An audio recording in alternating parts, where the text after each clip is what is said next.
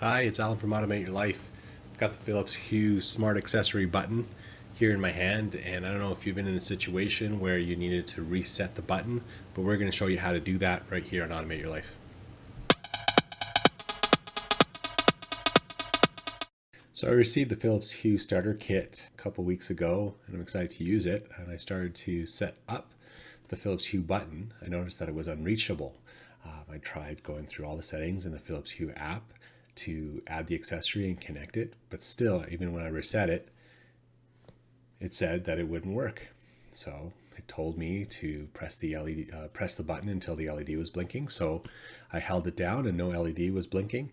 So once you could just again test the button to see, you should be seeing a green LED light on the top as you press that button. But if you don't see that, the next thing that you can do is take a look at the back. You're going to need to take the magnet backing off. And when you look at the back, you're going to see that there's a little bit of a cover there on the back. And what you're going to need is you're going to need to use a tech screwdriver. I really recommend that you get one of these. And you're going to take that tech screwdriver and you're going to fit it into that gray little slot that you're going to see right there on the back. And so once you fit it in the back there, just gently use just a little bit of force and just try to gently snap it out or pull it out. Just after a few seconds, you should be able to get that backing off, and you're going to see the battery, and you're also going to see where the reset switch is, the factory reset switch. So what you're going to do is you're going to take a pin and push it down on the back and hold it down for 10 seconds. Philips says that you're going to see a LED light after 10 seconds.